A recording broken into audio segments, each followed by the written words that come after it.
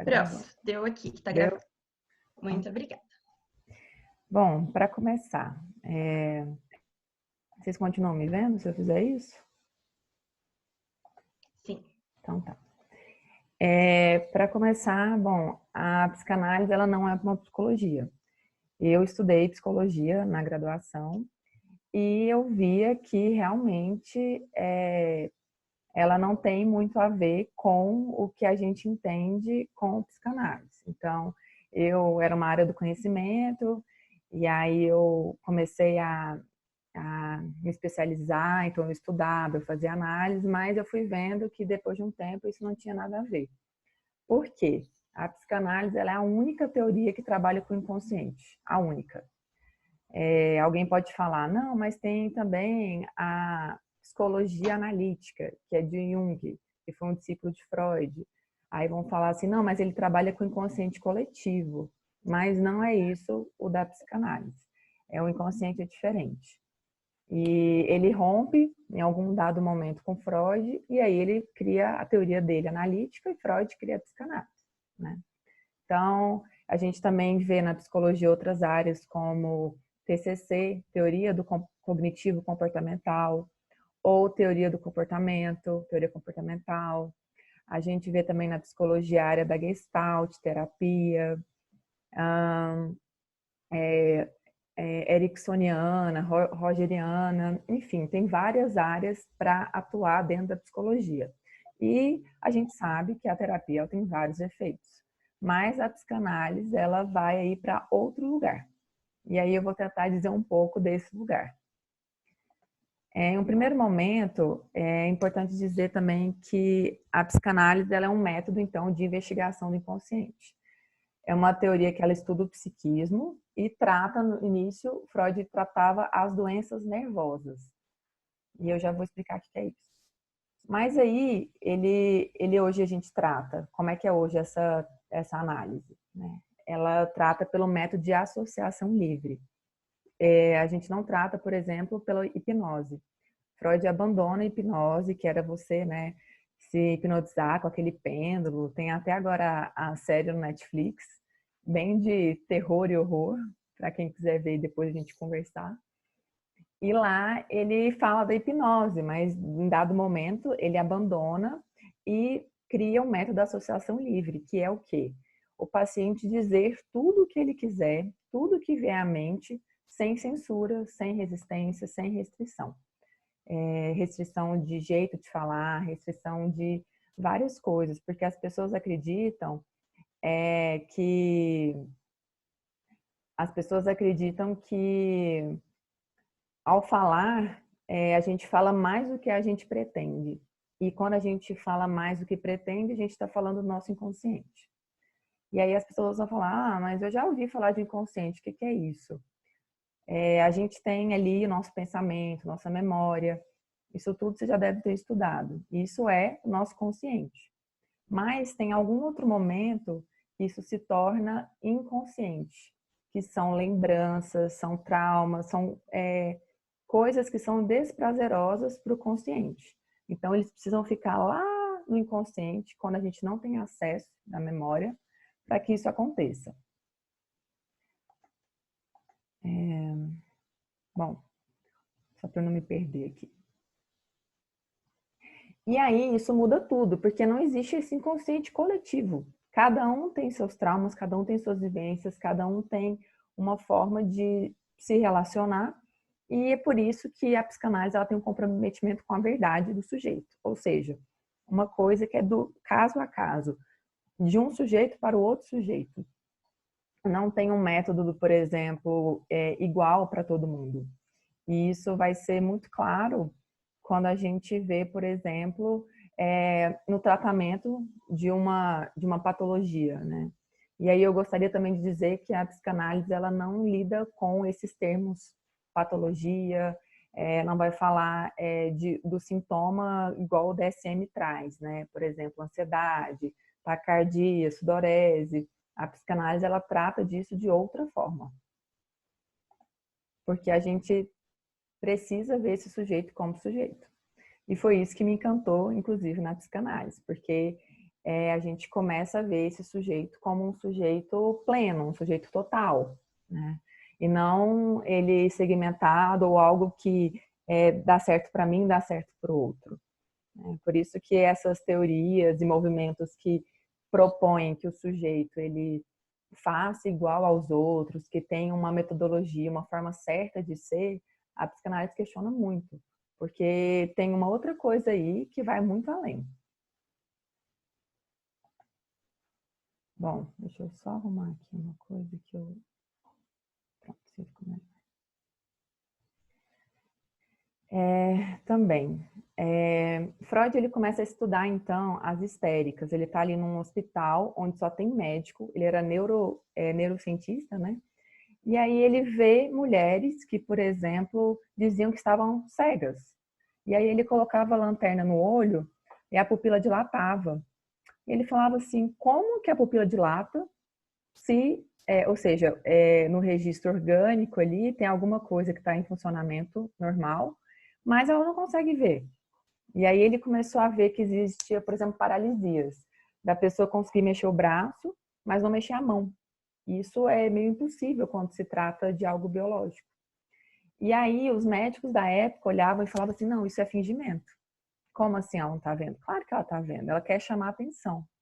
E aí hoje no popular a gente tem muito isso, né? Ah, a pessoa está histérica, né? Tá chamando a atenção. Nesse sentido, porque os médicos achavam que isso tinha a ver com a pessoa estar querendo chamar a atenção. E não tinha nada a ver. E aí Freud começou a o quê? Hipnotizar essas mulheres para tentar ouvi-las. E ele via que muitas vezes esse sintoma, por exemplo, da paralisia, ele retornava depois de um tempo. Até que teve uma paciente dele que falou assim, para de falar, quase que ele mandou calar a boca, sabe? E aí ele falou, tá bom, e começou a escutar. E aí foi a partir dela que ele começou a ter,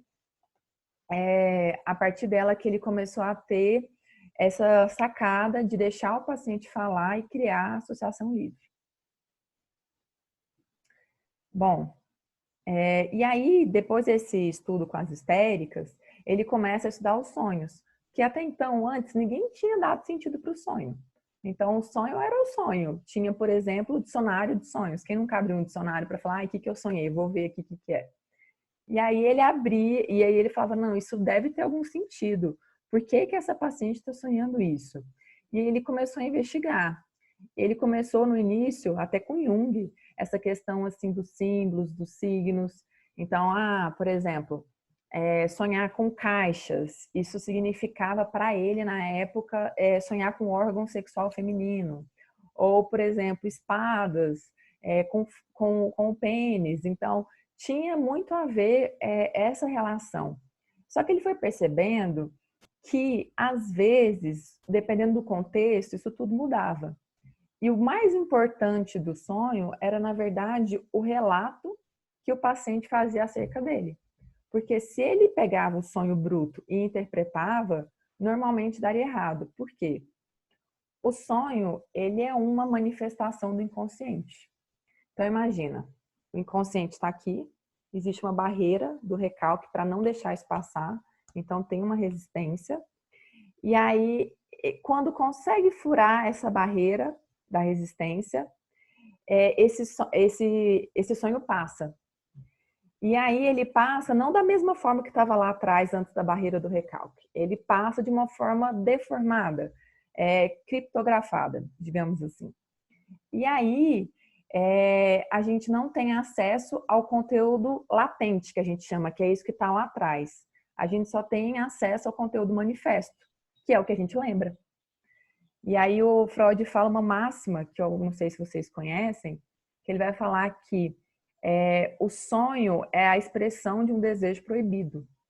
Não, e aí depois ele vai ver que não é só isso, mas normalmente tem um desejo que é inconsciente, que está ali no recalque, que a consciência não tem acesso, e até ele passar para o pré-consciente, depois para o consciente, isso vai mudar tudo. Então ele começa a entender que o sonho ele precisava ser falado para tentar acessar um pouquinho do que não estava ali aparecendo. Então, às vezes, uma coisa que a gente acha que não tem relevância no sonho, às vezes é o conteúdo mais importante. Tipo aquilo que está lá no cantinho, alguma coisa assim que, você só comentou, né? Então, às vezes, por exemplo, uma pessoa que você fala, não, era, por exemplo, a minha mãe. Às vezes, no sonho é você mesma. E você está falando com você mesma. Então, assim, isso tudo depende muito. Mas eu adoro sonhos, gente. A gente tem que ficar no tema. Vamos voltar. E é isso aqui para falar o quê? O Freud cria o que se chama a primeira tópica, que é o inconsciente, com essa barreira do recalque, né? Ele cria o pré-consciente, que tem ali uma censura do, eu vou falar como é que vai ser. E o consciente, que é o que a gente já sabe, que são as representações verbais. Se a gente pudesse pensar no inconsciente, a gente está falando de sonho, né? A gente podia pensar nessas imagens. A gente sonha em imagem. Ao pensar num pré-consciente, a gente podia estar falando em pensar em palavras. E no consciente, a gente está representando verbalmente isso com a fala, com a linguagem. Até aí, tudo bem? Bom. E aí, ele entra na segunda tópica. Uma não exclui a outra, tá, gente? Apesar, Freud tem muito isso. Muitas das coisas que ele cria, ele não exclui. E ele é muito generoso, muito. Assim, a gente tem 5 casos super famosos do Freud. E são casos de fracasso clínico. Isso eu acho super interessante. Porque são sonhos, não. Ele trabalha os sonhos nos casos também. Mas são casos que ele viu alguma coisa da teoria super um estalo e aí ele troca a teoria por conta da prática. Então, Freud sempre tem essa vinculação da teoria com a prática, nada é dissociado. Então, ele via alguma coisa ali na clínica e falava, tá, mas o que é isso na teoria? Ele estava tentando construir o que era a psicanálise. E aí ele vai para a segunda tópica, que a gente vai pensar no id, ego e superego. Também, talvez, vocês já ouviram falar.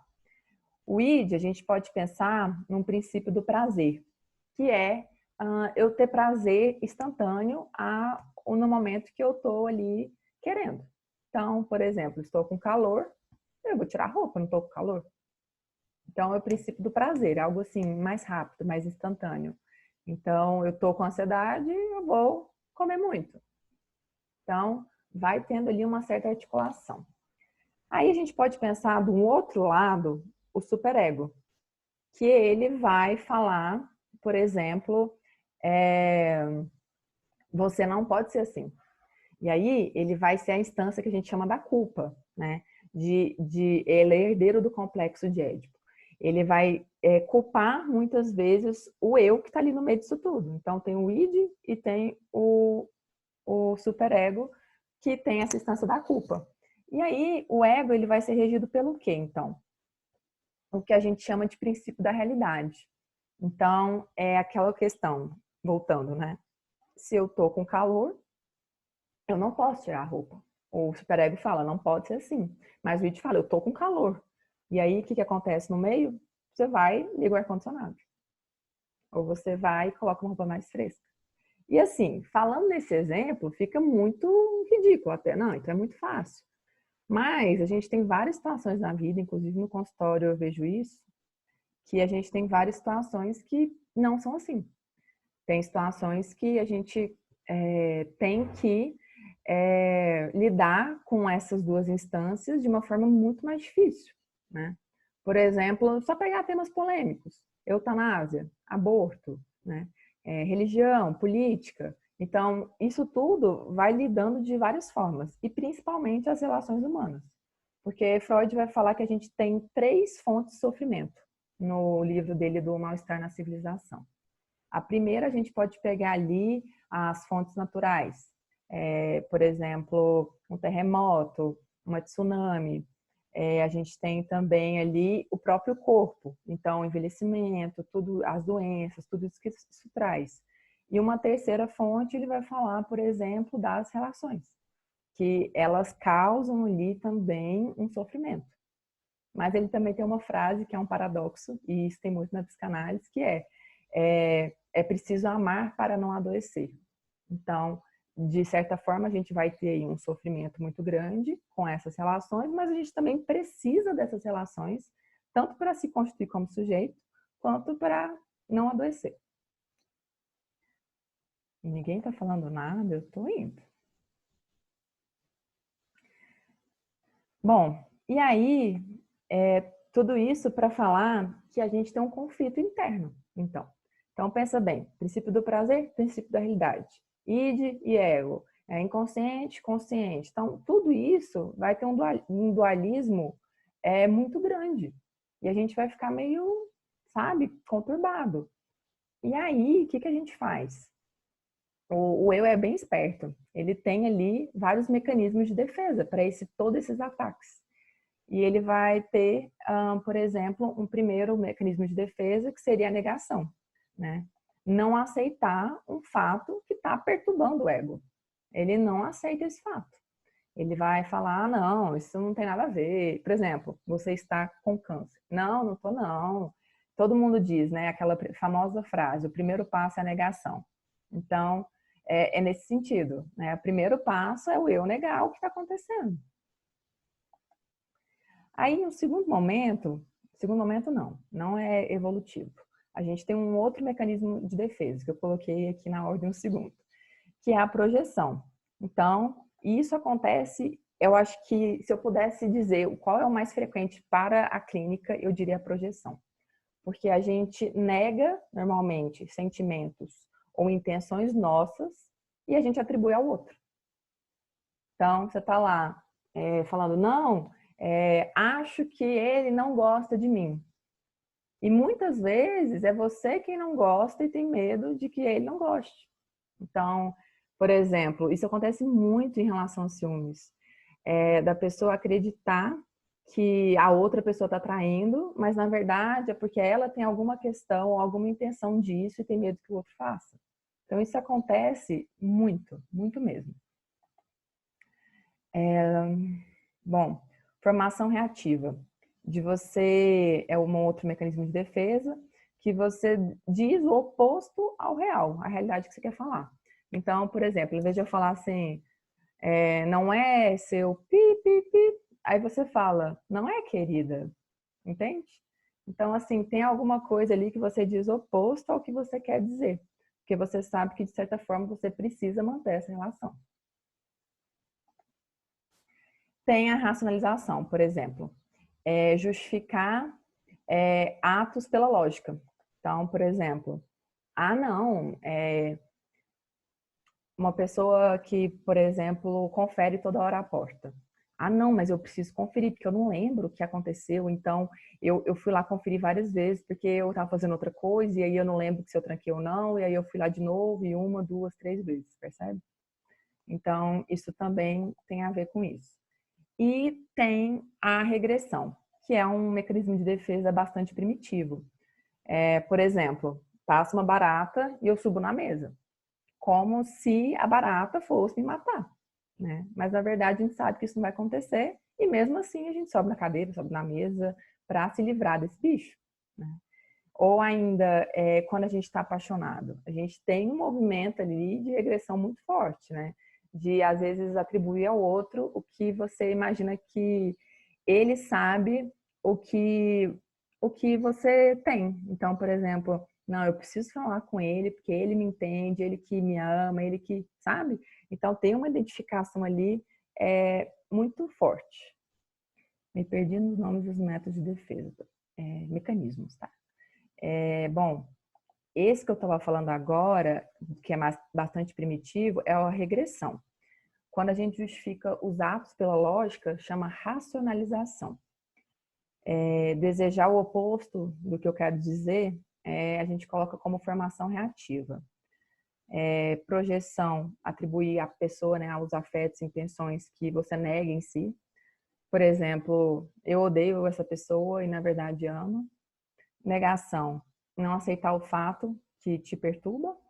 E o último, que é a sublimação, que é a pulsão, eu vou já falar aqui a pulsão, ela é canalizada para formas sociais mais aceitáveis, né?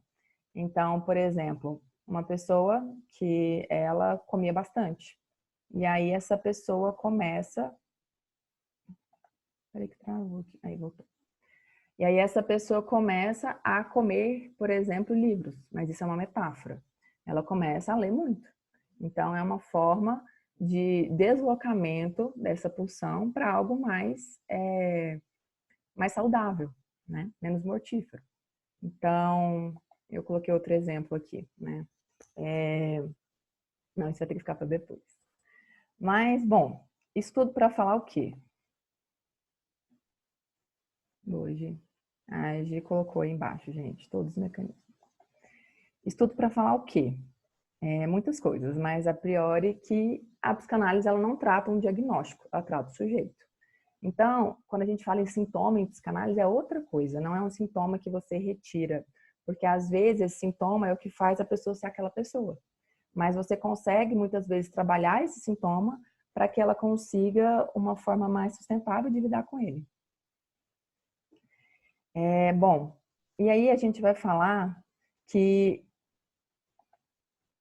ai meu Deus, não. Quase que eu encerro a chamada. E aí a gente vai falar que por a gente estar lidando com essa sublimação, por ter que lidar com conter as nossas pulsões, a gente acaba fazendo o quê? Sentindo, às vezes, um desconforto, um mal-estar. E aí eu queria fazer um paralelo antes com vocês entre satisfação e felicidade. Porque a felicidade, a gente tem que lembrar que ela tem aí o que o Freud chama de mal-estar. Não é um mal-estar físico, é quase como se fosse um mal-estar emocional. A gente muitas vezes não conseguir lidar com a nossa vida de forma plena. E eu não gosto muito dessa palavra plena, porque a gente acaba tendo que imaginar que existe uma felicidade possível que seja toda, que seja completa.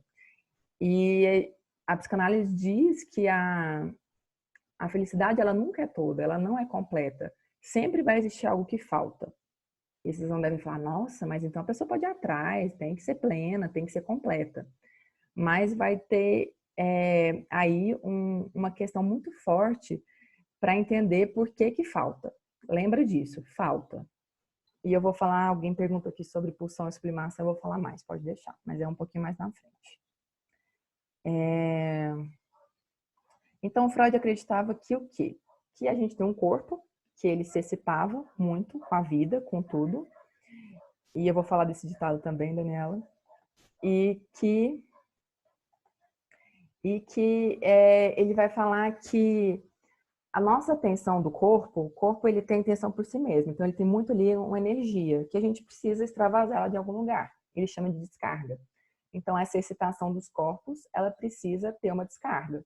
Quando tem essa descarga, ele vai falar que isso é um prazer. A gente vai ter prazer com essa descarga. Então, por exemplo, a gente tá ali com fome, come, e aí a gente tem uma descarga. E a gente sente prazer nisso. E aí, às vezes, a gente acaba até ficando viciado nessa sensação, nessa descarga, tendo uma repetição. E aí a gente vai dizer que existe até um gozo nisso, né? De poder parar de sentir aquele mal-estar por alguns minutos e ter um vício nessa sensação de felicidade, nessa sensação de satisfação. Por exemplo, a gente vai falar do sexo. O orgasmo, ele vai ser um ponto de estação, atenção do organismo chegando a zero. Quase a zero. Zero é a morte, tá, gente? Então, assim, bem ali no limiar, que é quando o corpo realmente, ele tem uma descarga muito, muito grande, né? Então, imagina isso no comparativo para a vida, né? A gente precisa, sim, gente, isso não é ruim. A gente precisa de ter mecanismos aí para a gente descarregar essa tensão do corpo. Não falei de várias coisas que sempre estão em conflito um com o outro? Então, a gente precisa descarregar essa tensão do corpo também.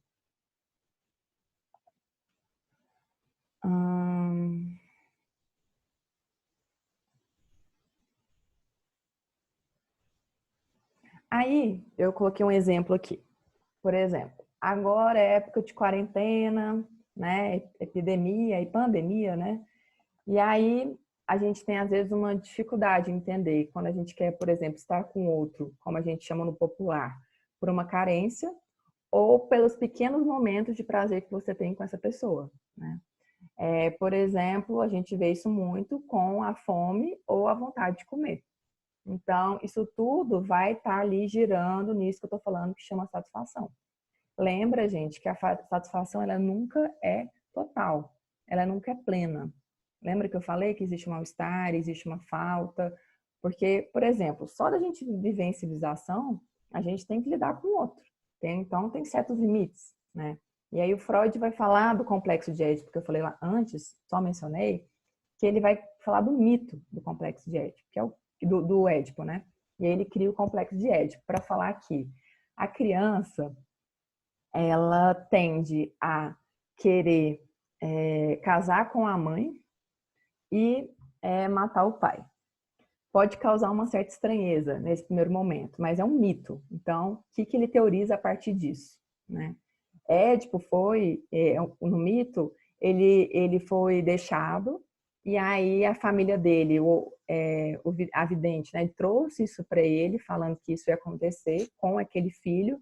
Falou, não, então vamos deixar ele longe para isso não acontecer. E aí ele vive a vida dele, de repente, em algum momento ele se apaixona pela mãe, não sabendo que era mãe, em alguma luta, guerreando, ele mata o pai. E aí ele vai, e aí depois, né, a esfinge, na verdade, que chama, ela vai falar, olha, aconteceu isso, isso, isso, realmente se cumpriu. E aí ele fica horrorizado, esse sentimento de culpa, por isso que a gente fala que o superego é a instância da culpa, porque ela é herdeira do complexo de Édipo, então ela é herdeira disso. E aí como é que a gente pensa, por exemplo, essa questão de, eu quero casar com a minha mãe e matar meu pai?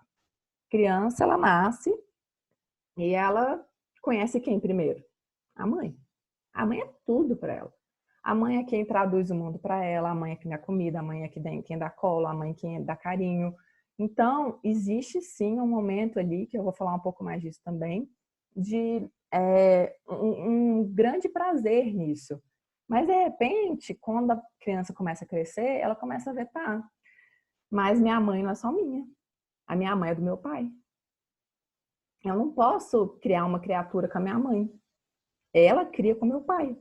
E aí ele entende que tem uma proibição aí que é super importante, que eu não posso casar com a minha mãe, mas eu posso ter todas as outras pessoas que eu quiser me relacionar. Então ele marca ali uma impossibilidade, olha só, a falta ali, você não pode isso, mas existem outras possibilidades para ele, infinitas inclusive. Mas é infinita, entendeu? Menos um, que é a mãe. E aí, a gente vai falar também do pai, porque ele vai falar, não, um certo momento, ele vai rivalizar com esse pai. Vai falar assim, não, não gosto desse pai, esse pai, ele me tirou a minha mãe. Isso tudo, gente, é inconsciente, tá? Isso tudo é uma questão da constituição subjetiva, ou seja, a constituição do sujeito, sujeitinho, neném. E aí ele vai falar assim, não, mas eu gosto muito do meu pai, mas ele tá com a minha mãe. E aí ele vai falar assim, não, mas então, já que a minha mãe não é toda e plena, meu pai deve ser. Porque ela escolheu de todo mundo ele. E aí esse pai, e gente, quando eu falo pai e mãe, é quem exerce essa função, que a gente chama de função materna e função paterna. Não, às vezes é um avô, um tio, entende? Qualquer outra pessoa. E aí ele vai falar assim, não, então ele tem alguma coisa que que satisfaz a ela. Então eu preciso ser igual a ele. Porque aí eu também posso ter uma pessoa próxima, por exemplo, da minha mãe. E aí ele se identifica com esse pai. E aí tudo começa. Porque aí ele entende que existe uma impossibilidade com a mãe, e ele entende também que, de outra forma, ele tem ali um, um elo com esse pai, uma identificação com ele para ele se tornar sujeito. E aí a coisa flui. Mas isso também é um outro capítulo. Vou deixar vocês só com os briefings mesmo. Bom, e aí, voltando um pouco à mãe, Quando o bebê, por exemplo, chora, a gente sabe que, vamos supor, o bebê saiu da maternidade. Não, da maternidade não, saiu do útero e a mãe vai pegar a primeira vez para a primeira mamada. Isso é uma expressão que a gente usa na psicanálise lacaniana. Eu não disse, mas eu gosto muito do Lacan, que ele é um pós-freudiano, estudo ele há muito tempo, que ele vai teorizar em cima de tudo que o Freud teorizou e desenvolver um pouco mais. Então, ele fala dessa questão da primeira mamada para dizer o quê? Quando o bebê chora, a mãe põe ele no colo, vai falar assim, não, você vai mamar pela primeira vez. E aí, ele nem sabe o que é, mas ele está com um desconforto. O bebê não sabe que o que ele está sentindo é fome. Como eu disse, a mãe que vai traduzir isso para ele. Então ela fala, tá chorando, deve ser fome. O que ela vai fazer? Põe ele no colo. Pôs ele no colo, tá ali chorando, tá ali com fome, aí ela vai dar o peito. Dando o peito, ele vai, sente ali uma sensação de conforto. A mãe fala o manhês, que a gente chama de, ô meu neném bonitinho. Então, ele começa a sentir o calor do corpo da mãe, que ele também não espera. Olha só quantas sensações ou quanto prazer esse bebê não está tendo. E aí, beleza, mamou, acabou. Ficou ali naquela sensação ainda de prazer, e ela vai diminuindo, né? Porque a tensão vai aumentando. E aí ele vai, chora de novo. E aí a mãe vai e fala: não, agora já deu um horário, acho que pode ser fome de novo.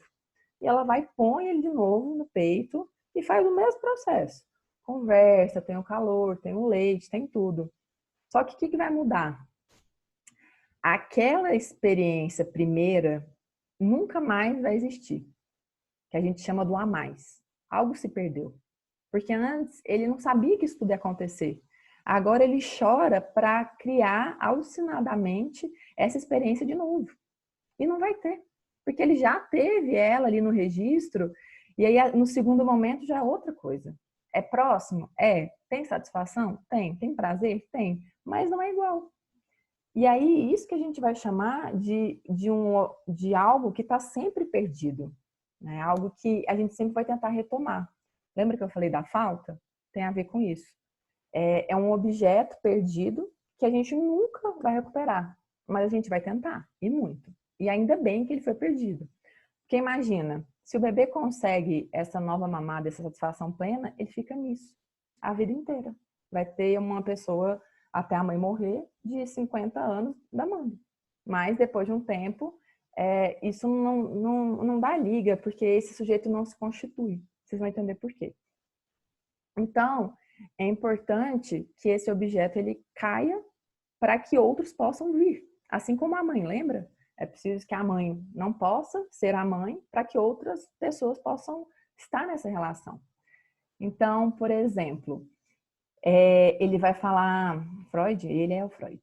Então, ele vai falar dessa experiência, por exemplo, de satisfação, e a gente vai ter outros objetos. Então, a criança cresce, ela tem um amiguinho, ela tem um brinquedo preferido, aí você vai, estuda numa escolinha, e aí tem todas as relações, e aí você fala, não, beleza, agora eu vou me formar na faculdade, que nem agora vocês estão. E aí depois da faculdade, vocês vão parar, falando, não, agora eu cheguei à minha satisfação total? Não vai, porque não chega. E aí você vai falar, não, agora eu vou trabalhar, porque eu tenho que trabalhar, porque eu tenho que ganhar dinheiro. Para que tem que ganhar dinheiro?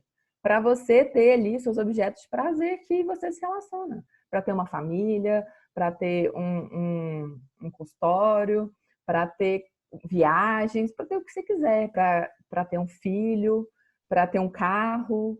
Então, a gente vai criando aí objetos que a gente se relaciona, e objetos, gente, nesse sentido, eu também vou chamar a relação pessoa para pessoa de objeto, para vocês entenderem que é em relação a esse objeto que foi perdido. A gente vai tendo ali essas relações que elas vão ser perdidas, né? Em algum momento dessa primeira, e que elas não vão ser suficientes, a gente vai ter que se relacionar e de novo, e de novo, e de novo. É quase como se você fosse buscar uma cadeira confortável. E aí você senta na cadeira e fala, tá um pouco desconfortável. Aí você vai, não, mas eu vou tentar outra. ainda está desconfortável, aí você tenta outra. E aí a gente vai dizer que o desejo, na verdade, não é desejo de alguma coisa. O desejo, ele é um movimento. Isso de desejar algo, é desejo de desejo. Então, é nisso que a psicanálise também vai buscar. E esse desejo, gente, é sempre inconsciente.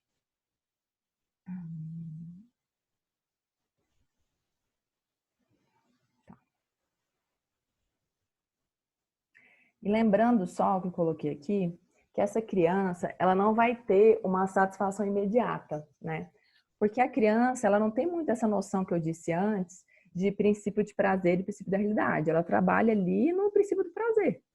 E aí, quem vai dar essa noção de princípio da realidade, esse dualismo, na verdade, vai ser o tempo, né? A mãe que vai dando limite, o pai que vai colocando esse limite. Então, isso tudo é o que vai acontecendo.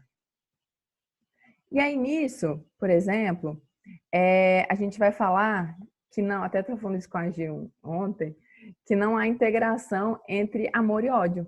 E aí vocês vão lembrar dos contos infantis. Lembra que a bruxa sempre é má e sempre tem a fada que é boa? Ou seja, a pessoa é toda boa ou toda ruim. E isso normalmente é algo bem primitivo, bem infantil, porque a gente vai dizer que como se não pudesse existir esse dualismo, né, entre uma pessoa que é boa e má também.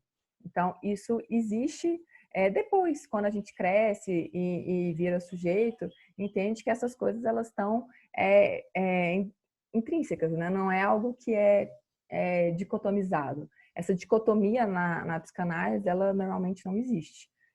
Por exemplo, uma dicotomia entre mente e corpo. A gente fala que a pulsão que alguém perguntou é o que está entre a fronteira do somático e do psíquico. Então, é algo que vai fazer esse balanço aí, né? Que vai juntar isso, integrar isso. O seu corpo orgânico, ele não é só orgânico, ele também é pulsional. Então, a gente tem as pulsões que vão marcar isso. E eu vou entrar um pouco mais também nessa parte. Mas só para voltar e falar também que o Lacan, ele vai falar do amódio, que é o amor e o ódio, dizendo que existe aí também o amor como, o ódio como uma... Ixi, alguém mandou uma mensagem. O amor como uma possibilidade de ser ódio, e o ódio como possibilidade de ser amor. Porque muito diferente do que as pessoas acreditam, o contrário do amor é a indiferença, né? Então, o ódio também é uma expressão disso. E eu tô falando disso tudo porque no final, gente, também eu vou trazer um pouco de relatos de casos que já estão publicados, por isso que eu tô conseguindo gravar isso. E aí a gente vai conversar melhor, tá? Mas eu preciso antes dar uma introdução. Bom, e aí alguém falou aí no comentário, né? Ah, Jéssica, tem aquela frase, todo excesso esconde uma falta. Tem mesmo. Só que o excesso... Gente, vou pedir para mutar o fone, tá? O fone não, o microfone. E aí a gente vai falar que todo excesso esconde uma falta. Por quê? Porque a gente sabe que se algo está excedendo demais, em algum lugar ali de pano de fundo, traz algo que falta. Então, só que eu queria deixar um parênteses antes de eu explicar que o que é excesso, gente, como eu disse lá no início, é para cada sujeito. Eu não tenho como falar em excesso sendo eu apontando a régua do outro. Então, não, isso aqui é excesso. Aí a gente chama de psicanálise selvagem, que é eu, do meu lugar de sujeito, acreditar que eu sei mais e dar uma régua de excesso para o outro. Isso não existe. Cada um tem a sua régua. Por isso que a psicanálise é do caso a caso, do 1 a 1. Bom, a gente tem muitos excessos. A gente tem excesso em comida, a gente tem excesso em trabalhar demais, às vezes em limpeza demais, às vezes numa questão estética. E esses excessos, eles vão esconder algo que falta, né? E não é qualquer falta, é uma falta que é fundamental, igual eu estou dizendo, algo que é constitutivo. E aí a gente tenta preencher ela com várias coisas, fazendo várias coisas, tentar dar conta de tudo. E às vezes a gente não reflete acerca dos nossos limites, das nossas escolhas. escolhas que muitas vezes se contradizem. E tudo bem, porque a gente já está entendendo que a gente tem isso mesmo, né? Porque, às vezes, né, a gente tem que pensar assim, tá, o que está me movendo? A gente escuta muito isso na psicanálise. O que é que te move? Para onde que você está indo? Por que que você faz o que você faz? O que é que move isso? Porque o que te move vai ser exatamente o reflexo do teu desejo. Às vezes, claro, o gozo pode mover também, não é só o desejo, mas tem a ver com isso, né? De você entender ali, por exemplo, a gente sabe muito que na psicanálise tem uma questão com repetição. Você fala assim, nossa, Jéssica, eu tô nessa situação, ela é super desprazerosa. Por que que eu não consigo sair dela? Porque não cabe o racional, o consciente aí. Não é só eu racionalizar, ó, o mecanismo de defesa. Não é só eu racionalizar uma questão que ela some. E o Freud sacou isso muito rápido. Ele falou assim, isso é inconsciente. Essa repetição, ela tem um caráter inconsciente. Então é preciso que eu fale disso, eu elabore isso de outra forma para que eu consiga lidar com isso mais tranquilamente. Então, me perdi. Que te move, tá? Então, é importante entender dos nossos movimentos e para onde ele nos leva. A repetição, ela existe porque tem algo do inconsciente que insiste ali em dizer, ó, tem algo aqui que está marcando um ponto. E às vezes o ponto não é bom para aquele sujeito. E, gente, o bom e mal na psicanálise também não existe.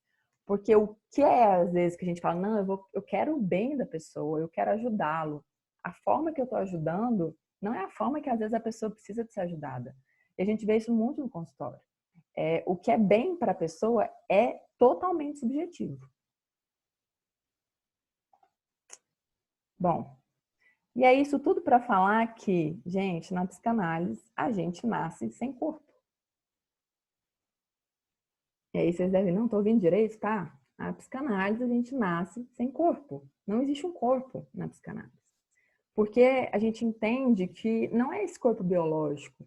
O corpo, ele é constituído. E aí você vai pensar, tá, Jéssica, por exemplo, gente, não queria falar disso, mas eu vou só citar, tá? Por exemplo, no autismo. A gente vê que tem um corpo ali, biológico, mas como é que está o corpo pulsional, que é como se fosse uma roupagem em cima desse corpo biológico? A gente não sabe para onde ele está. A gente não sabe o que aconteceu. Mas a gente sabe de uma coisa. De alguma forma, nessa relação da mãe e do bebê, esse sujeito ele não foi ali suposto. O que é isso? Investido. Então, não, ele está com fome. Ah, então é só fome. Não. Às vezes pode ser frio, às vezes pode ser cólica, às vezes pode ser qualquer outra coisa. Um pai e uma mãe que se relaciona, né, de uma forma diferente com aquele bebê, pensando que é um sujeito, pressupondo. Então, por exemplo, a gente fala muito isso, que um autista, por exemplo, apontar já é algo maravilhoso, porque ele está expressando uma vontade que ele tem. De falar, ó, aqui, ó, sabe? Isso é muito sério. Então, e aí a mãe e o pai vai traduzir isso, né? Ah, ele quer o carrinho, ah, ele quer ir lá para fora. Porque ele supõe naquele sujeitinho um sujeito desejante, um sujeito que deseja, que tem suas vontades, que tem sua própria implicação ali também naquela realidade que ele está vivendo. E aí a gente vê, às vezes, né? Por exemplo, pessoas que têm a mesma criação que têm personalidades totalmente diferentes. E a psicanálise não chama personalidade, tá, gente? A gente chama de estrutura subjetiva. E aí a gente vai falar dessas estruturas. Então, assim, são totalmente diferentes, porque a forma que cada um significa algo que passou é totalmente singular. Então, por exemplo, eu vou falar assim, ai, água. Aí você fala, nossa, Jéssica, tá, que exemplo ridículo. Não. Água, para mim, pode significar, nossa, eu amo água, eu amo ir pro mar, eu amo beber água, eu amo tudo. E para outra pessoa pode significar, por exemplo, uma lembrança de um afogamento. Então, isso tudo, olha só como é importante que o sujeito relate acerca do que aconteceu.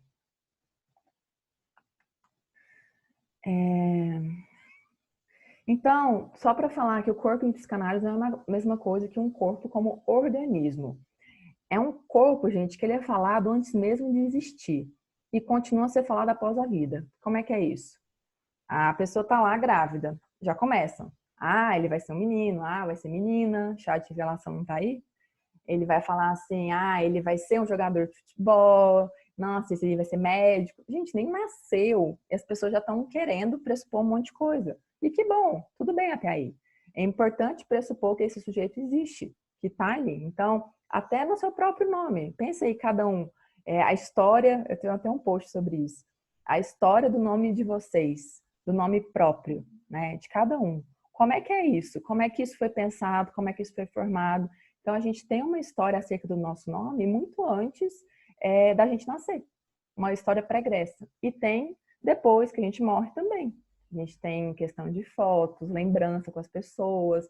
A gente é falado também após a nossa morte. Então, é um corpo que ele não existe somente na dimensão orgânica. Espero que tenha ficado clara essa parte.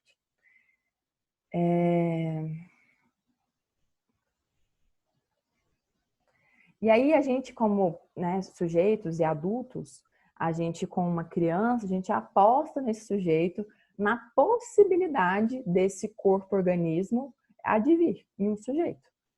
Então, é uma aposta constante. Então, inicialmente é feito pela mãe, pelo pai, pela tia, que pressupõe que esse outro deseja, que demanda, que precisa de cuidado, de carinho, que fale sobre ele, que sejam nos apelidos ou até mesmo nos sonhos que essa criança imagina. E assim, o serzinho, ele vai tomando consistência. Então, antes, ele é todo despedaçado, todo fragmentado. E depois ele se monta em uma forma de ser, que é moldado pelo outro. E até aí tudo bem. Freud vai falar do bolo de carne. Imagina bolo de carne, sabe? Do esquema ali, do sanduíche. A criança nasce assim, um bolo de carne. O corpo, o organismo dele é isso. Até que a mãe vai falar, olha sua mãozinha aqui, olha seu pezinho aqui, olha a barriguinha dele, olha o dentinho está crescendo. Então isso tudo vai constituindo esse sujeito como um unificado. Antes ele não entendia que você quer o braço dele, ele falou, meu braço, entendeu? Aí, por exemplo, a criança começa a crescer, começa a bater em tudo, não tem ainda muita noção espacial do corpo, né? Isso também acontece do ponto de vista pulsional. A pessoa não tem muita noção. Gente, como é que tá aí? Vai falando aí, porque eu tô embarcando aqui.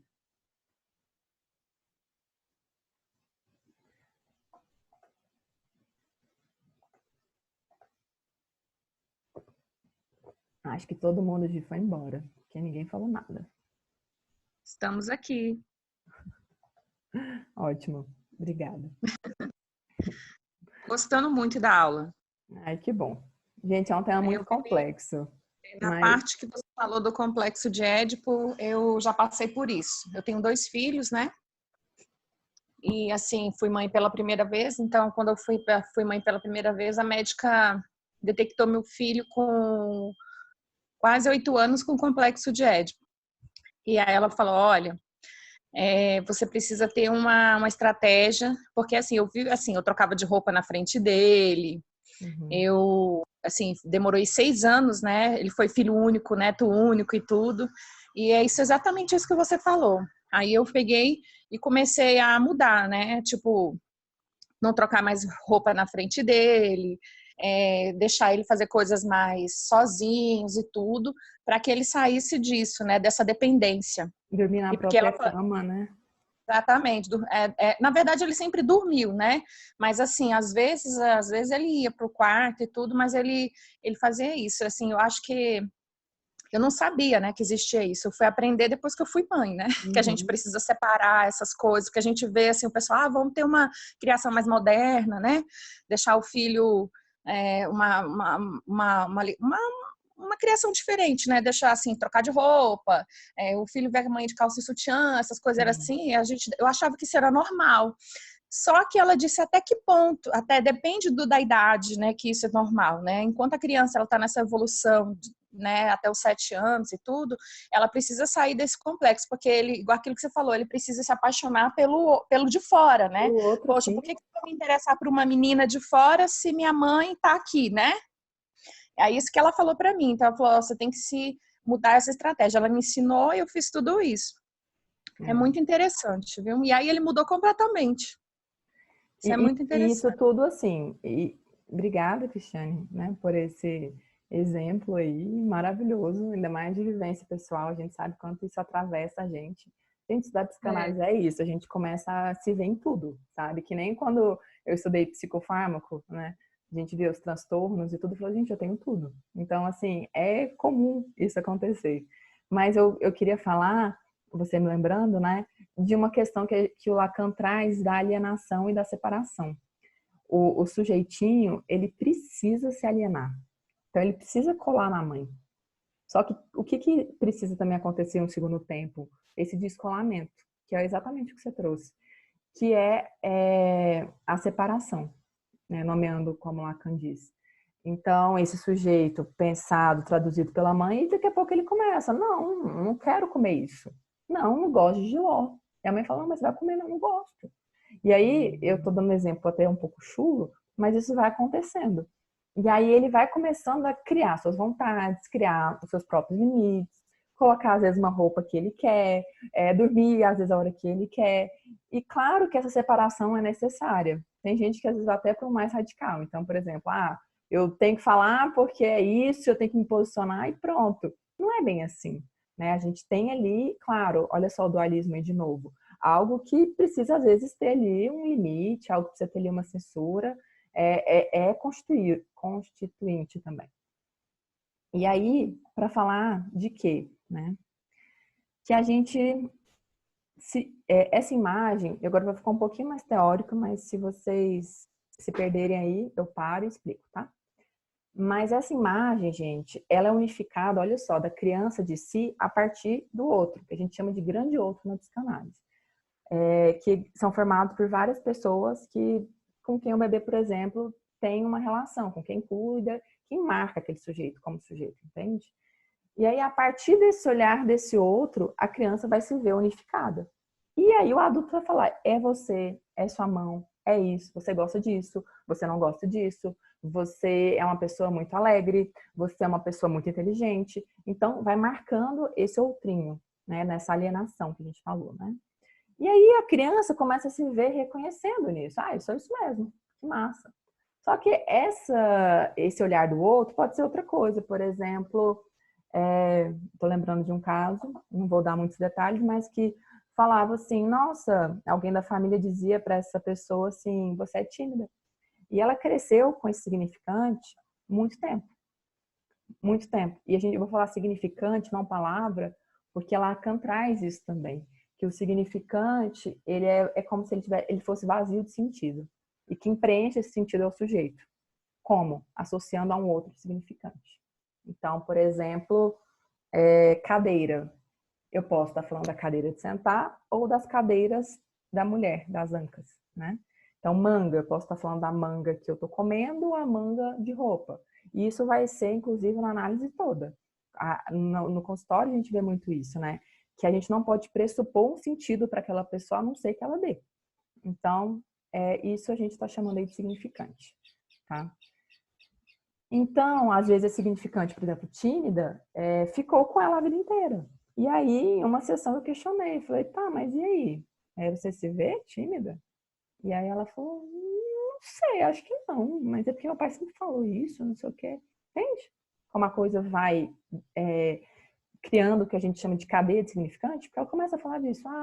Realmente, meu pai falava isso quando eu tinha tal idade, mas hoje já é diferente. Nossa, vou até dar uma palestra. Será que eu realmente sou tímida?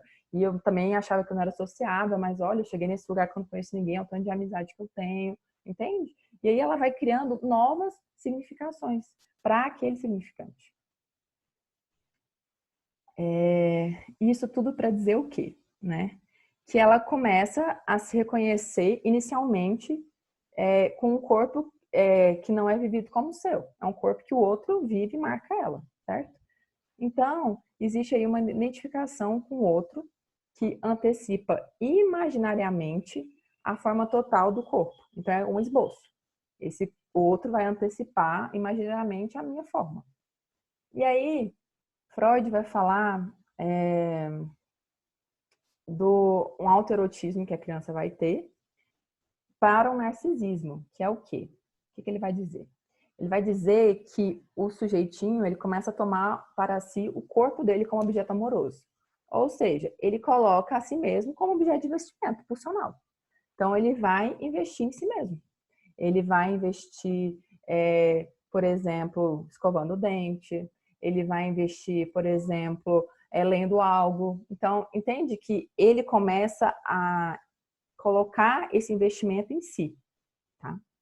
Em um outro momento, que o Freud vai chamar de narcisismo secundário, ele vai conseguir também fazer isso com o outro. Porque imagina só, uma pessoa egocentrada, que a gente chama no popular. Eu não falei que a gente precisa amar para não adoecer? Amar é fazer laço, ter relação, é produzir algo a partir disso. Então, por isso que até nessa época, né, de pandemia, a gente fala, é importante sim continuar com os laços, movimentar esses laços, nós precisamos dele. E aí a gente começa no narcisismo secundário, investir no mundo de fora, no mundo exterior. Então, no outro, nas relações, no trabalho, na vida. E aí volta o dualismo entre o narcisismo primário e secundário que compõe a gente.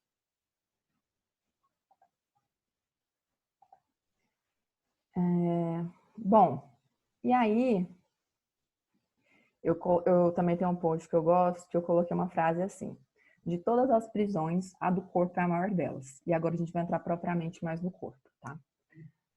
Por que é a maior delas? Porque a fuga não é possível. Você está com o seu corpo, você tem que lidar com ele, né? Mesmo com a gente tentando escapar. É um corpo, então, que a gente já sabe que é imaginado, é fantasiado, é vivido e pensado. E aí a gente tem furos diversos nesse corpo, assim como o prazer que a gente tem nele. Então, quais são os furos do corpo? A gente vai ter a boca, a gente vai ter os olhos, a gente vai ter o ouvido, a gente vai ter os órgãos genitais, a gente vai ter a parte anal também. Isso tudo vai ter um lugar. Então, para dizer o quê? Que a gente tem furos. E a gente tenta preencher, lembra da falta? Preencher esses furos, porque o furo existe, gente, porque algo falta. Então, a gente tenta preencher esse furo de várias formas. E aí, por exemplo, a gente tem, quando a gente é primitivo, fome. Todo ser vivo tem fome, certo? E aí ele vai comer qualquer coisa, porque eu tenho fome. Então eu como qualquer coisa. É assim? Não. A gente tem fome de alguma coisa. E esse de muda tudo também. Por quê? Eu não quero comer, eu trouxe o jiló, vou trazer ele de novo. Eu não quero comer o jiló. Eu quero comer o bolo de cenoura que minha avó faz todo domingo, quando eu vou na casa dela. E aí, por quê? Porque a gente se reúne com a família, e aí esse cheiro me lembra ela, o gosto me lembra ela, e nananana. Tá vendo? Isso aí é desejo. A gente está falando ali de algo que tem a ver com a pulsão do sujeito, e não mais o instinto. O instinto a gente pode pegar isso como algo do biológico, do orgânico, e a pulsão é isso tudo que passa, que vai além, algo que você tenta preencher e não vai conseguir. Então, a fome de quê tem a ver com isso, né? E isso você pode pegar para qualquer outra coisa, né? Eu não quero, por exemplo, ler já é alguma coisa que é da pulsão escópica, ou seja, do olhar, mas você também não quer ler qualquer coisa. E aí a gente vai tendo ali nas pulsões algo que é próprio do sujeito, não mais do instintual. E aí a gente quer, por exemplo, preencher o furo da boca. Que buracos que cabem muitas vezes muitas coisas. E aí muita angústia também pode sair da boca, assim como muita pode entrar. Então a gente sabe aí que tem casos de gastrite, de úlcera, de intolerância, e a lista não para, né? E esse corpo vai falar então, pelos buracos, pelos furos, que são muitas vezes a única forma que aquele sujeito tem de respirar, de não pirar, né? Então ele vai tendo essa forma de relação com o seu corpo, que está desde lá de trás. Eu queria fazer uma pergunta. Pode fazer. A criança um exemplo, né, que você estava falando do autismo, né, a criança que tem o Asperger, né, ela não, que é um Asperger, um autismo, né, mais leve, e ela não consegue transpor essa parte do outro, né, ela vive mais no centro de si e não gosta muito do contato com o outro, né, assim, isso tem como ter essa relação, tem como ela ser mudada, mesmo assim, a pessoa se tornar adulto, porque geralmente eles chamavam essas pessoas de excêntricos, né? Hoje em dia a gente já não chama mais, né? Então eu queria saber se tem como haver essa mudança mesmo na fase adulta. Olha, eu não sei, vou ser bem sincera, porque eu preciso ouvir essa pessoa, né? Por isso que muitas vezes as pessoas pedem, por exemplo, uma sessão e querem saber ali, às vezes, valor. E aí a psicanálise fala, não, eu preciso escutar primeiro. E é isso, eu preciso escutar essa pessoa. Como é que se deu isso, esse distanciamento social? Como é que é a relação dele com ele mesmo? Por que que tem esse autocentrado, né? E às vezes também são percepções, né? Às vezes histórias de muitos traumas, às vezes histórias de, né? E que, dependendo, sim, é possível. E a gente vai falar das estruturas subjetivas. Nós sabemos que nós temos três. Psicose, que a gente entende no popular aí como loucos, né? Perversão, que a gente entende aí como o maníaco, serial killer, por aí vai. E eu tô falando, gente, claro, por favor, discernimento. Eu tô falando aí de formas aumentadas disso, tá? Tem muito psicótico que vive socialmente tranquilamente, perverso também, mais ou menos. Então, perverso é mais difícil. Mas, assim, tem várias formas. E a neurose, que ela divide em três: histeria, neurose histérica, neurose obsessiva e neurose fóbica. A maioria dos pacientes que eu atendo, pelo menos, são histéricos e obsessivos, que a gente entende como os normóticos. E aí nisso vão se desdobrando outras coisas. Então, te respondendo, não sei. Porque como é que está sendo estruturado subjetivamente essa pessoa? Como é que foi? Qual é o ciclo relacional dela? E eu estou dizendo isso porque, bom, é algo assim, vai mudar, não vai? Eu não sei. É preciso também, porque assim, a psicanálise, ela não tem a meta, a cura do sujeito. Ela tem isso é um efeito que pode advir a partir do tratamento. E isso às vezes causa uma estranheza, mas é isso. Porque quando a gente procura a cura, a gente sai do lugar.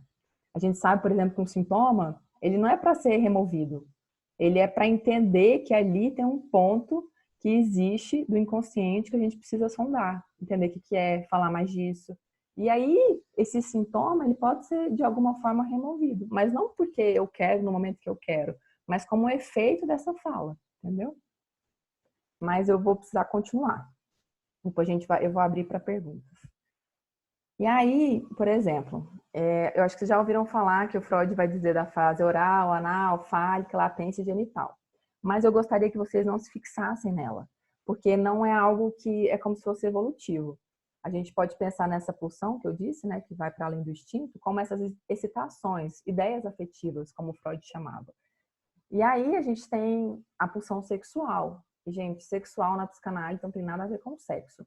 Sexual é tudo que nos compõe, né? Um bebê, por exemplo, numa fase fálica, a gente está falando, fálica não, anal. A gente está falando, por exemplo, do controle dos esfíncteres, né? De xixi, de cocô. E aí a gente vai falar, nossa, mas esse adulto tem uma fixação na fase anal. Ah, então ele faz xixi na calça? Não, não é isso.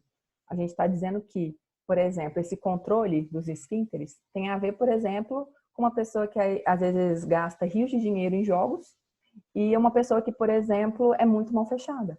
É um controle, entendeu? Tem a ver mais com isso. Então, isso que o Freud vai falar que causou um choque em muita gente, que o infantil ele também tem sexualidade. Sexualidade nesse sentido, e não no sentido sexual do sexo, tá? Mas isso dá muito pano para manga. E aí ele vai falar que essa pulsão, ela tem a sua fonte, um alvo, né? E a satisfação é sempre parcial, lembra? Que é sempre parcial? Colocando essa pulsão como uma fronteira entre o psíquico e o somático, né? Do corpo. E é uma estimulação que vem do somático e de uma certa forma atinge o psíquico. Bom, e aí ele vai falar de pulsões sexuais e pulsões de autoconservação. E aí tem um pouco a ver isso, né? Pulsões de autoconservação e pulsões sexuais, como se fosse algo mais para fora. E aí, por exemplo, um exemplo prático. Pulsão alimentar é de autoconservação. O alvo é a ingestão de algum alimento. A pulsão oral, por exemplo, ela é sexual. Por quê? O alvo é o prazer da zona erógena oral. E aí, por exemplo, Jéssica, a gente só tem prazer na zona erógena oral comendo? Não. Por exemplo, cantando. Por exemplo, falando. Por exemplo, sendo uma blogueira de maquiagem e mostrando a boca e falando as coisas, entende? Isso tem a ver, mas sempre é uma satisfação que não é toda. Não pode ser toda. Porque lembra? O corpo, quando ele tem a descarga total, ele morre. Então, ele tende a zero. Isso não pode acontecer. Porque a gente precisa continuar vivendo. E aí, Freud falava, beleza, mas por que então que a gente morre? Se a gente só tem pulsão sexual e de autoconservação, a gente está se conservando. Por que a gente morre? O que tem desprazer? E aí ele vai agrupar isso tudo que eu falei agora, da pulsão sexual e de autoconservação, na pulsão de vida. Que ele vai falar, então existe uma pulsão de vida, que é a tendência à formação de unidades maiores, de algo que agrega, algo de aproximação, é algo da unificação entre as partes dos seres vivos. Entendeu? E aí depois ele vai falar, tá, mas aí tem que ter algum dualismo, né? Tem a pulsão de morte também. Que ele vai falar que é o que a gente tem a tendência à separação, à destruição, e uma última análise a volta ao estado inorgânico. E aí a gente vai para os extremos. Jéssica, então se eu quero me matar e eu me corto, por exemplo, eu tenho escarificações, que a gente chama no nome científico, né? Eu tô querendo me matar, então a pulsão de morte ela é horrível. Nem sempre. Por quê? A opção de morte, ela também, eu vou dizer assim, isso é eu falando, tá? Ela também é uma proteção. Por exemplo, quando você termina um namoro, você precisa ter raiva, você precisa ter ódio. Se você não tiver, você não se separa. Que aí você vai lembrar sempre das coisas boas, você vai lembrar disso tudo, e aí acaba que você não consegue se separar.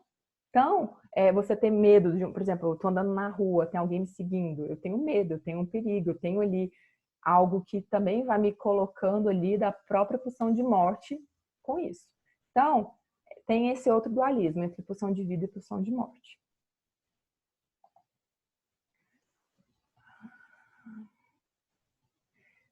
Então, gente, a tendência do sujeito na terapia é repetir vários conteúdos, né? Mesmo que tragam sofrimento. Porque a gente já entendeu que tem a ver com a pulsão de morte essa repetição. Que tem algo ali insistindo para falar, ó, não tá bom. Ó, tem algo aí. E aí, eu queria falar com vocês uma diferença que a Françoise Doutor, é uma psicanalista francesa que eu adoro. Ela vai falar de duas coisas. Existe o esquema corporal e existe a imagem corporal. Tá, Jéssica, o que é isso? Né? E aí a gente pode pegar, por exemplo, o esquema corporal como a realidade de fato. Então, por exemplo, eu sou um sujeito da mesma etnia, da mesma região, mesmo lugar de tudo. E aí todo mundo tem um esquema corporal semelhante. Então, da mesma espécie humana, certo? E aí tem uma imagem corporal, que é o quê? É o que é peculiar, o que é de cada um. Então, está ligado ao sujeito, à história, específica desse investimento, nessa relação pulsional que o sujeito faz com a vida dele. Então, esse esquema corporal, que é da espécie humana, ele tem parte, olha só o que eu falei lá no início, inconsciente, pré-consciente e consciente, ou seja, os três. A imagem do corpo não, que é isso que eu falei que é peculiar de cada um. Ela é só inconsciente. Por quê? Ela pode se tornar pré-consciente se ela for associada à linguagem consciente. Então, eu falar da minha imagem do corpo. Então, eu me ver, por exemplo, de uma forma diferente do que sempre me disseram ou do que eu acredito. Eu acredito já em imagem corporal, imagem do corpo, percebe? Estou seguindo. Bom, a imagem do corpo, então, vai ser a síntese que vive das nossas experiências emocionais todas. É uma memória inconsciente de tudo que é vivido, uma dinâmica nossa, do nosso narcisismo com as pessoas, ou seja, interrelacional também. E é só por meio da imagem do meu corpo que eu sustento o esquema corporal. Então, por exemplo, é como se o esquema corporal fosse uma imagem, uma base da espécie humana, ou seja, para todos, e eu componho ele em cima com a imagem corporal que eu tenho de mim. Faz essa roupagem. E essa imagem corporal que faz essa roupagem, ela tem uma base ficcional dela também. Uma base que vem da onde? Que é uma base que vem também do outro. Lembra? Que o outro que vai dizer, a partir do olhar dele, vai unificar esse sujeito? Então, essa imagem corporal, a base dessa imagem, ela veio do outro, tá? E aí, na adolescência, a gente sabe que, não sei também quem tem filho adolescente ou lembra dessa fase, que é necessária uma reintegração da imagem narcísica com si mesmo, né? Então, por exemplo, a pessoa começa a ter disputas grupais, menor ou às vezes um maior cuidado com o corpo. Então, na adolescência, existe uma dificuldade, assim, de essa integração da imagem narcísica. Ela precisa de uma nova reintegração, né?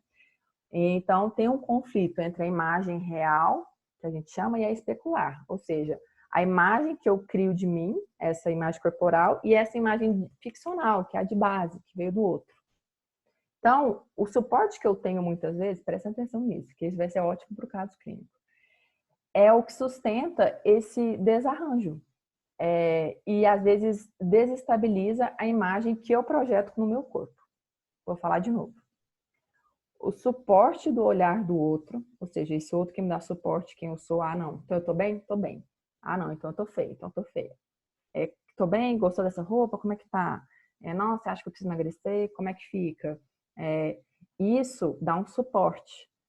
E às vezes é esse suporte que sustenta um desarranjo e desestabiliza a imagem que eu projeto no meu corpo, como meu corpo. E aí, nos casos que eu consegui achar publicados, eles trazem exemplos de anorexia, que frequentemente algo vai mal em relação a esse outro, esse grande outro.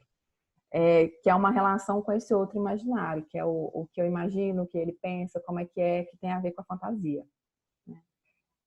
E aí, algo vai mal na relação que o sujeito tem com a sua imagem do espelho. Né? Então, vocês sabem muito bem que às vezes a pessoa se vê gordo e às vezes é apenas um efeito disso.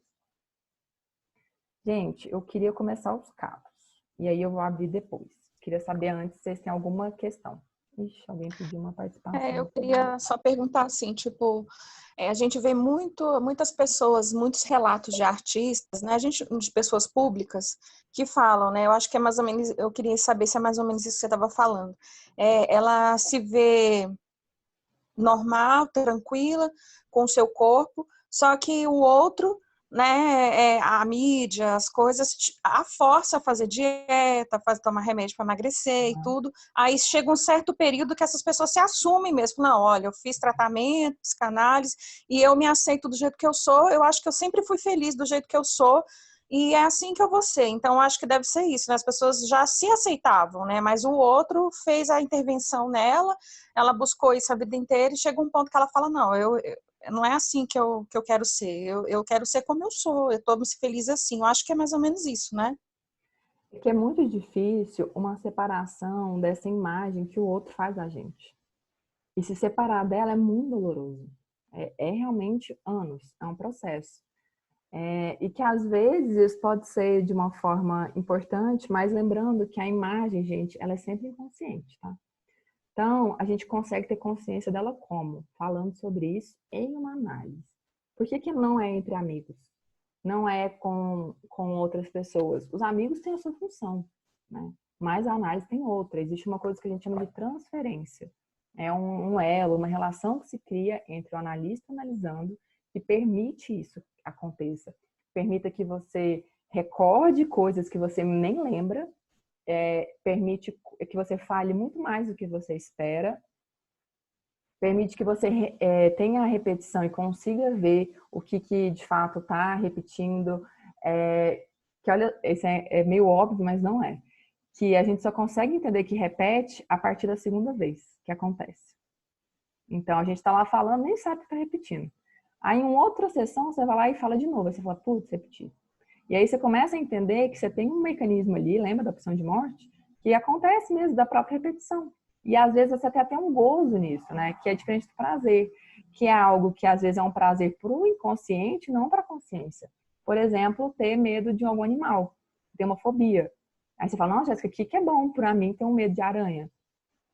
É uma descarga, você tem medo. Você tem a excitação, você tem a descarga. Então, para o aparelho psíquico, isso digamos, não gosto dessa palavra, mas veio ela, positivo. Mas, na verdade, não, entende? Enfim, a Giovana colocou aqui que o Gabriel perguntou dos mecanismos de defesa, se é o mesmo que gatilhos mentais. Eu não entendo muito, Gabriel, o que você está dizendo como gatilho mental, mas os mecanismos de defesa, eles são inconscientes também. Então, eu não sei, talvez o gatilho mental, eu fazendo uma associação rápida aqui, ele seja consciente. Então, às vezes a gente chama de insight. O que são os insights, às vezes na sessão? Que você, nossa, caiu a ficha, sabe, de algo? Mas isso, vou repetir, entre um analista analisando e uma relação transferencial. Ah, Jéssica, mas só existe relação transferencial na análise? Não. Mas é preciso que aconteça uma análise para que se trabalhe essas questões. Então, também cuidado com as pessoas que vocês expõem essas coisas, porque é preciso também, de certa forma, entender o seu processo ali. Ok? Eu vou passar para os casos, tá? Mais alguma questão? Pode mandar escrito, gente, ou se quiser falar também.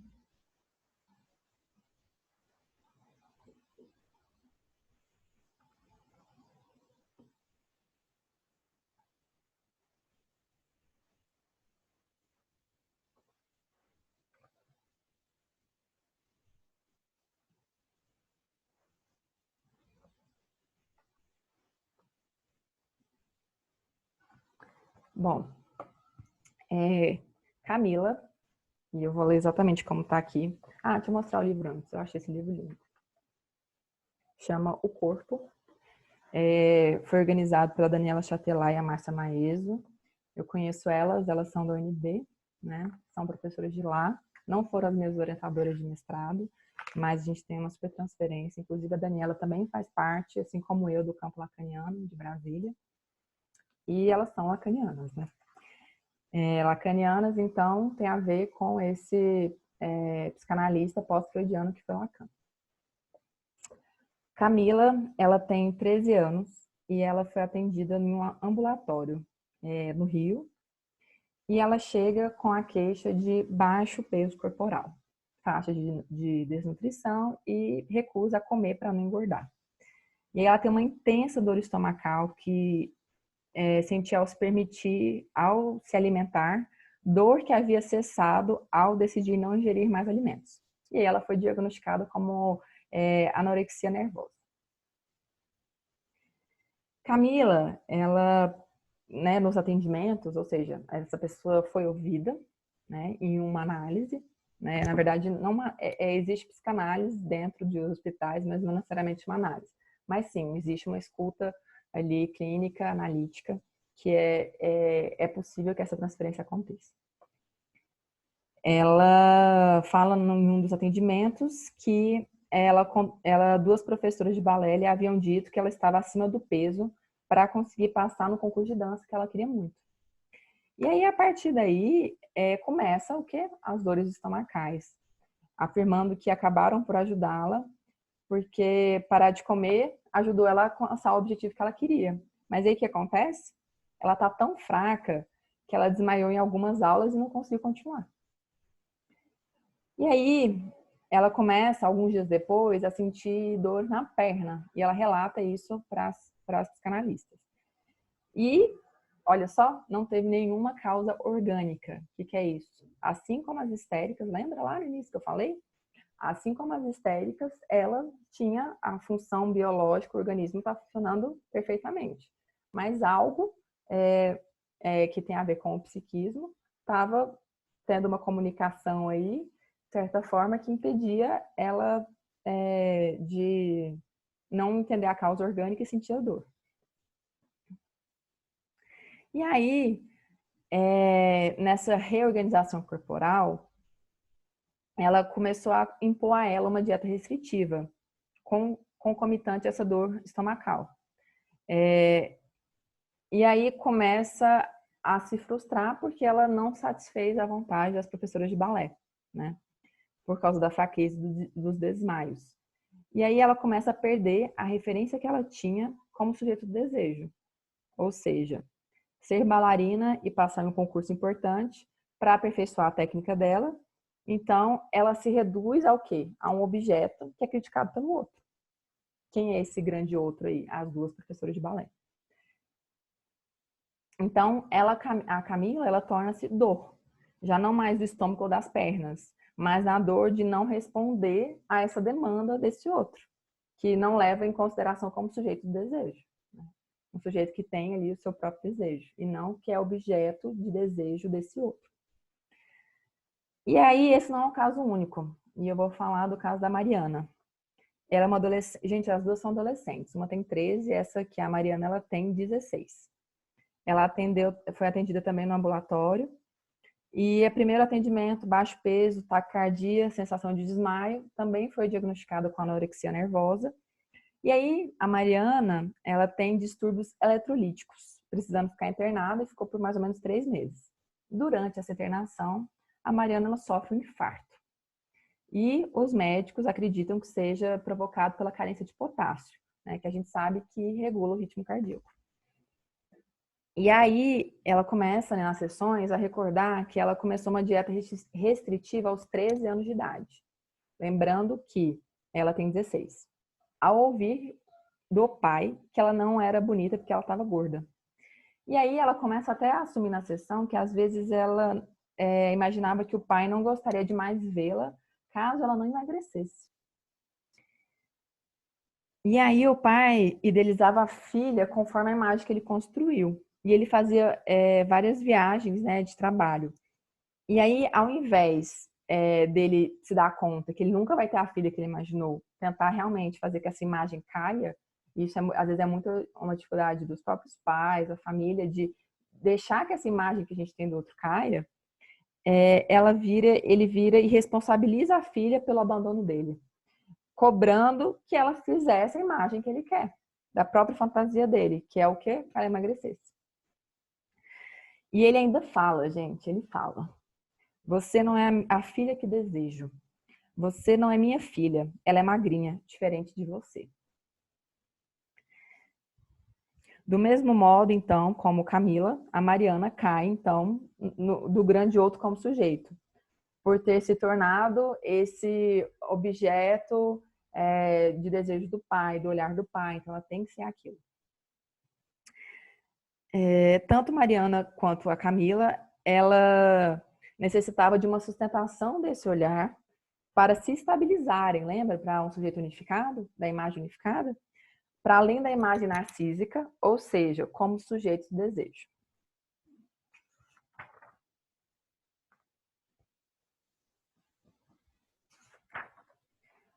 Enquanto eu vou achando outro caso aqui, eu queria ouvir um pouco de vocês. O que vocês acharam?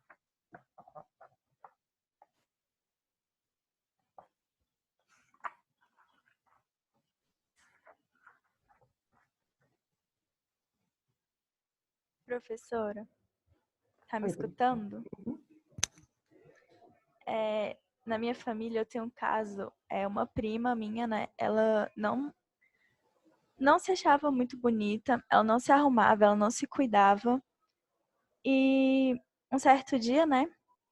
A gente meio que descobriu que foi porque o pai dela gosta muito de ter uma brincadeira, né? De ficar chamando os outros de feia, horrorosa. E na infância dela toda, ele ficava falando isso com ela. Então, até hoje ela ainda não se sente muito bonita, né? Ela não se arruma tão bem como ela queria, né? Por causa disso. E se for parar para pensar, ele não queria isso, né? Ele era só para ele era só uma brincadeira, mas afetou tanto a vida dela que ela não se arruma. Para ela vive largada, sabe? Isso, Priscila, tem a ver com a significação também que ela faz disso. Isso é importante dizer, porque não é só de um lado, né? Ele não faz na intenção de depreciar e, de repente, a pessoa pega isso com essa intenção. Lembra que eu falei que o significante ele tem essa questão do vazio de significado?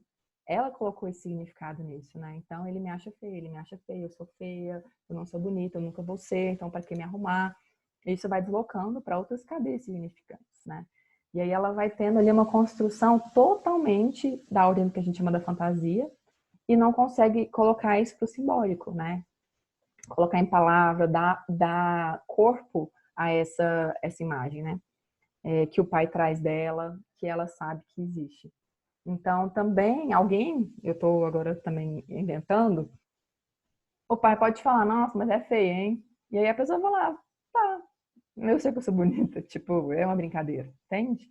O efeito que isso traz, isso é muito singular, tá? Quem mais?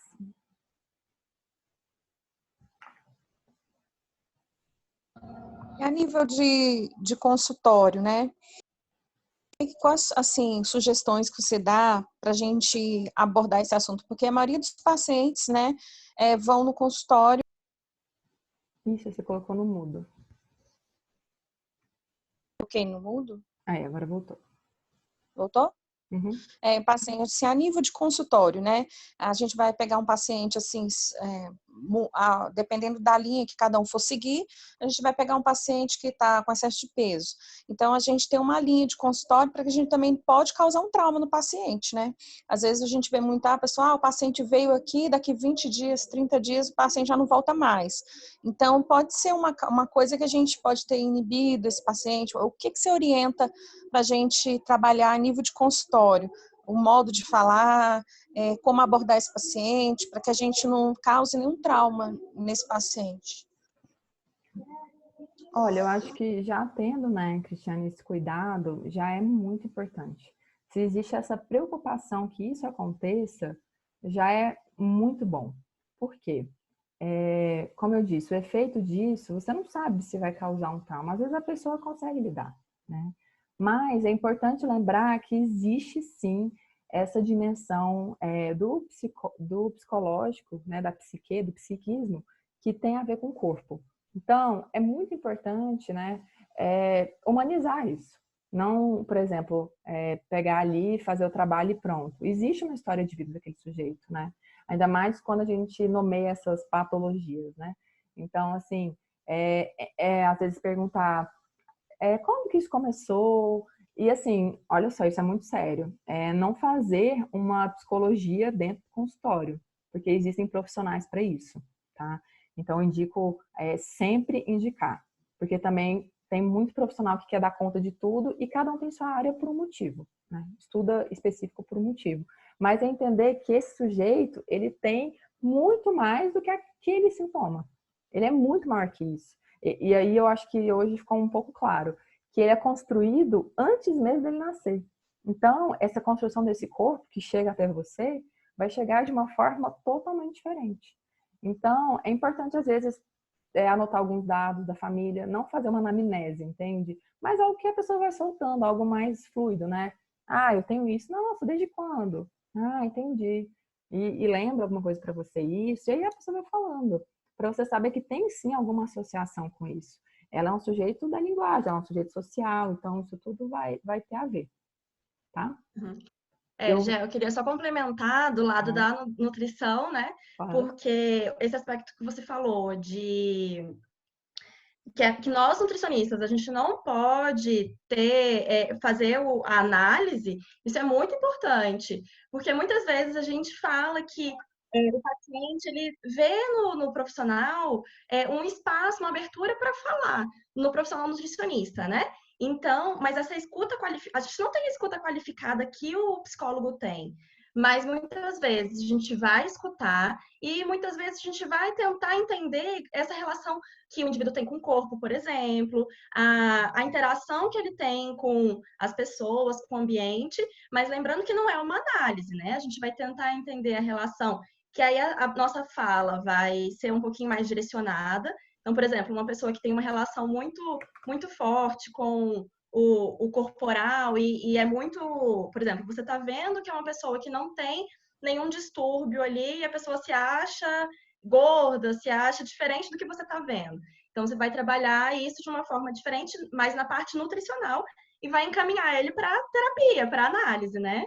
É importante separar essas duas áreas, mas que o profissional nutricionista tem que tentar também escutar o paciente, tem que ser o mais próximo possível e ter a linguagem mais positiva possível, nunca julgar, nunca ter esse perfil gordofóbico que muitas vezes o nutricionista tem.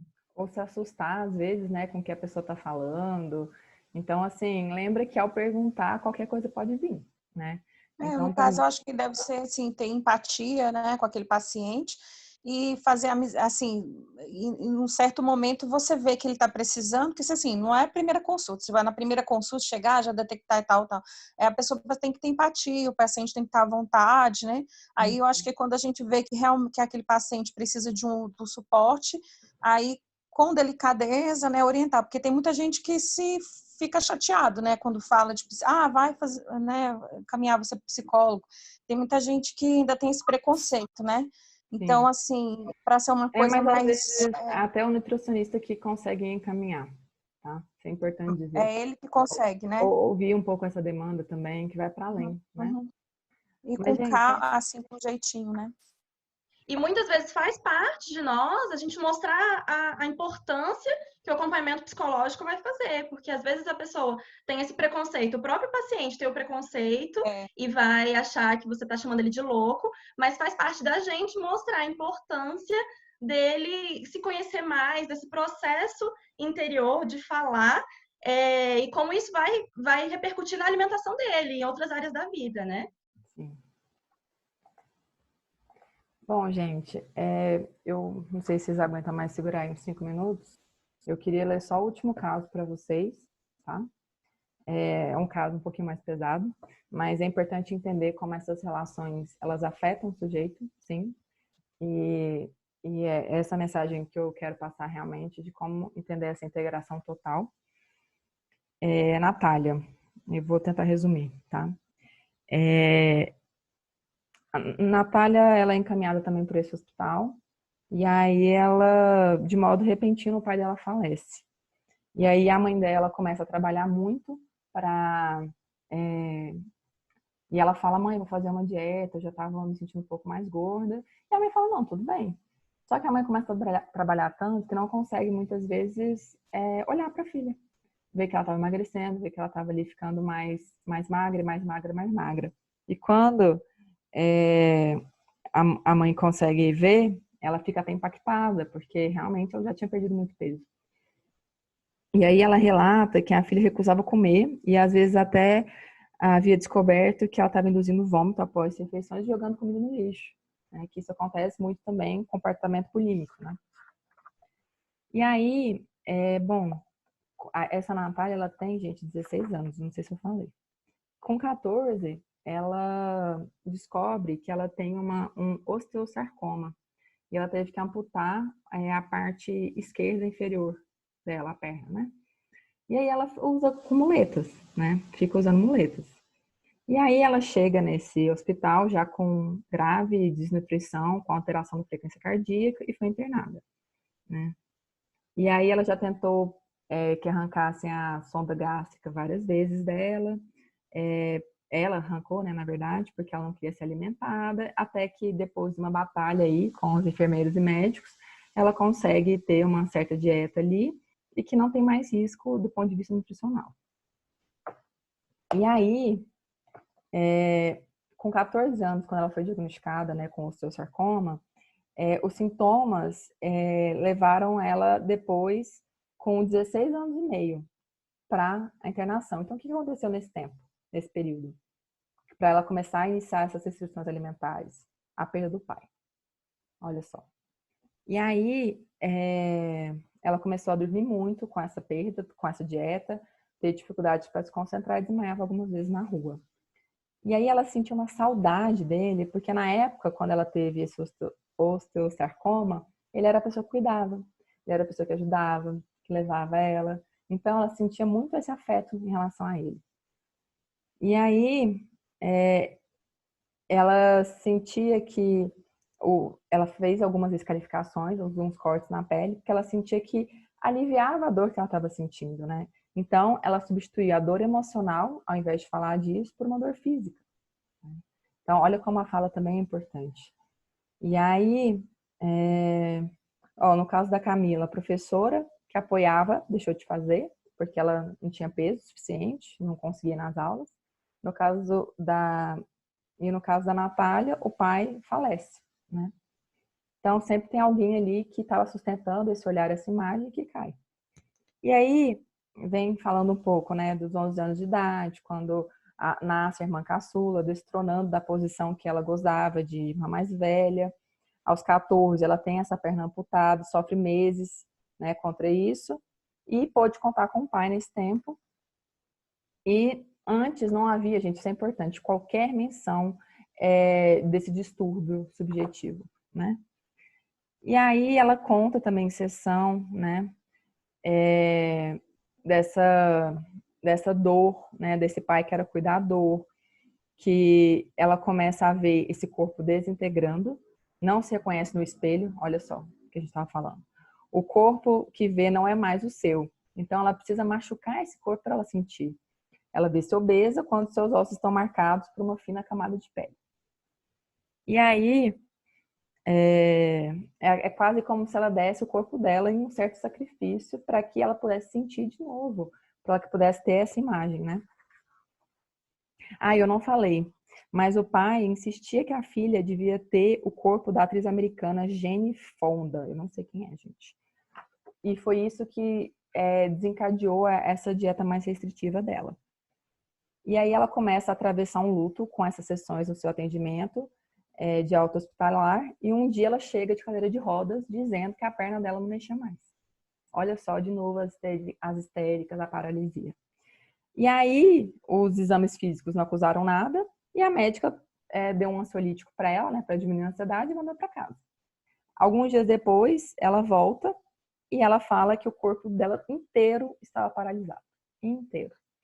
E aí ela foi comunicada que dormiria no hospital, e ela ficou morrendo de raiva e falou assim, quando eu voltar, meu braço voltar, eu vou me machucar, né?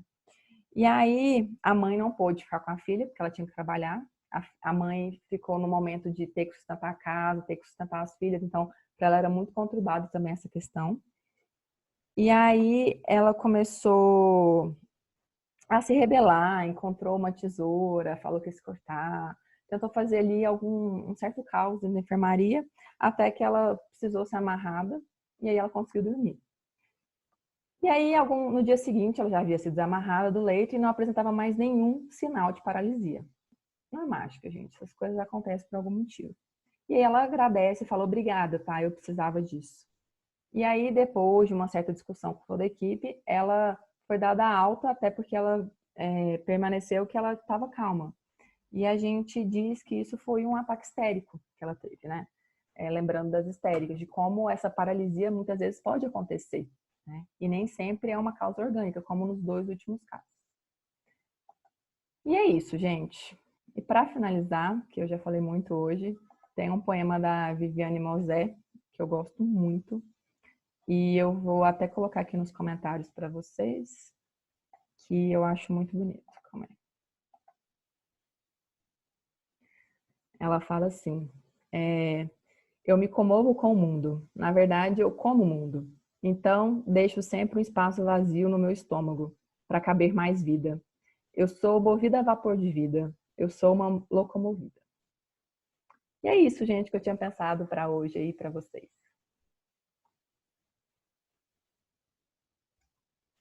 Gente, que experiência, né? Que manhã. Espero que vocês tenham aproveitado tanto quanto eu aproveitei. Acho que foi maravilhoso. Muito obrigada, Gé, mais uma vez.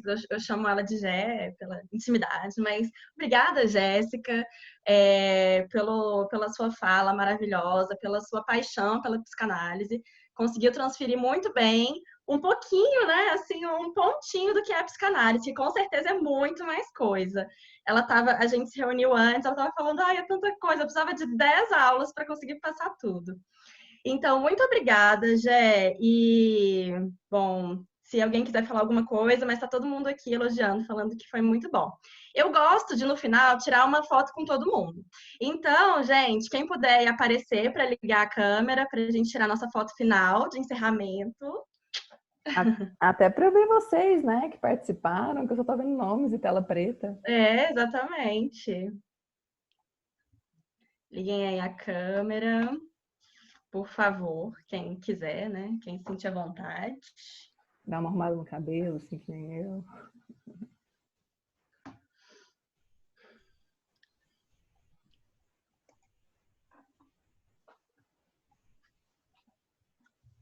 E agora eu tô vendo carinhas. Uhum. Mais alguém quer? Foi? Foi a foto? Agora foi. Tô vendo a Raíra, a Priscila, a Cristiane, a Ju, a Lorena, a Gleice. Muito bom. Dá muita saudade de ver vocês assim de pertinho. Bom, então vamos lá. No 3, a gente. Alguém mais vai abrir? Não? Então, no 3, sorriam. No Peraí. 3 todo A mundo Vitória abre, tô também brincando. abriu. Então vamos lá. 1, 2, 3, sorri. Pronto. Gente, muito obrigada mais uma vez pela presença. Muito obrigada, muitíssimo obrigada pela presença da Jéssica. Foi uma manhã maravilhosa. Quem quiser, quem ainda tiver depois questionamento, posso passar para a Gé depois. Uhum. E ela também vai mandar alguns materiais para quem quiser saber mais, né? Então é isso, gente. Muito obrigada. Gente. Obrigada, Gi. Giovana.